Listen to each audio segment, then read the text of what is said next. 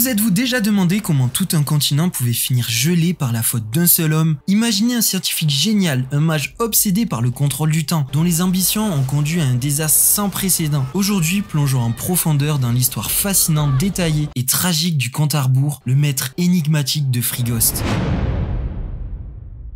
Tout commence sur Frigost, une île autrefois prospère. Harbour était dès son enfance fasciné par le temps et la mécanique, élu personnellement par le dieu Xelor lui-même pour devenir son disciple. Harbour reçut de lui son célèbre chapeau, symbole d'une maîtrise sans égale du temps et d'une relation privilégiée avec la divinité. Sa formation auprès de Xelor fut intense, lui permettant d'atteindre un niveau de connaissance et de pouvoir inégalé dans le monde des 12. Mais une grande puissance implique souvent de lourdes responsabilités. Et pour Harbour, une tragédie allait bouleverser son destin à jamais. Pour protéger Frigost des saisons imprévisibles provoquées par le démon Jol, Harbour construisit une gigantesque horloge divine, la clepsydre, capable de contrôler le climat grâce au légendaire Dofus des glaces, offert par Jiva, gardienne du mois de Javian. Pour ce projet titanesque, il recruta des génies légendaires. Nileza, maître alchimiste capable de manipuler le vivant, Silarg, créateur d'automates quasi vivants, Mrs. Freeze, redoutable tacticienne maîtrisant les pouvoirs de la glace, et Klim, dont l'ingéniosité mécanique était sans pareil. Cependant, une erreur dramatique survint lors d'une manipulation temporelle, précipitant Frigost dans un hiver éternel et condamnant ses habitants à l'immortalité forcée, piégés hors du temps. Comment les habitants ont-ils survécu dans des conditions extrêmes et pourquoi Harbour est-il devenu une figure si redoutée, isolée dans sa forteresse de glace? La glaciation bouleversa la vie quotidienne sur Frigost.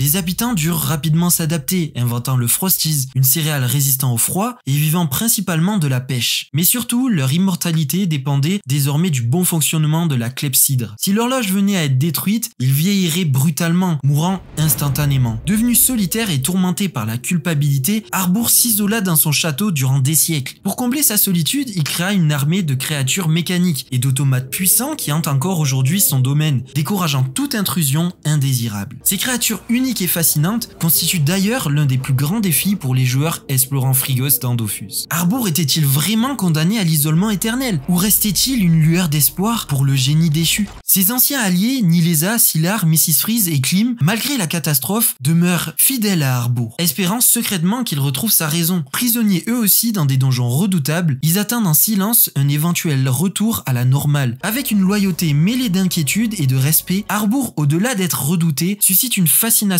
tragique par son charisme mystérieux et la mélancolie profonde de sa solitude. Récemment, un étrange cube vu au cœur même de Harbour pourrait tout changer. Que cache donc cet artefact? Une récente vidéo officielle d'Ankama dévoile un mystérieux cube s'intégrant au cœur du compte Harbour, laissant présager une évolution majeure de son histoire. Cette révélation pourrait être explorée en profondeur dans la très attendue saison 5 de Wakfu, promettant enfin des réponses sur son passé, son rôle futur et peut-être même sa rédemption. Alors Harbour pourrait-il enfin trouver la paix ou est-il condamné à rester prisonnier de sa tragédie? Le comte Harbour reste l'un des personnages les plus émouvants, tragiques et intrigants de l'univers Ankama. Son histoire pleine d'ambition, de génie, de tragédie et d'émotion continue de captiver joueurs et fans à travers les jeux, les animations et les histoires. Après avoir découvert tous ces mystères, pensez-vous que le comte Harbour mérite une seconde chance? Je vous laisse laisser votre avis en commentaire et ensemble attendons avec impatience les prochaines révélations de Wakfu. Qui sait, peut-être que l'un de vous aura raison sur son histoire future. C'était ma première vidéo comme ça, j'espère qu'elle vous aura plu. N'hésitez pas à me dire si vous en voulez d'autres. C'était Monsieur Ori, à très vite.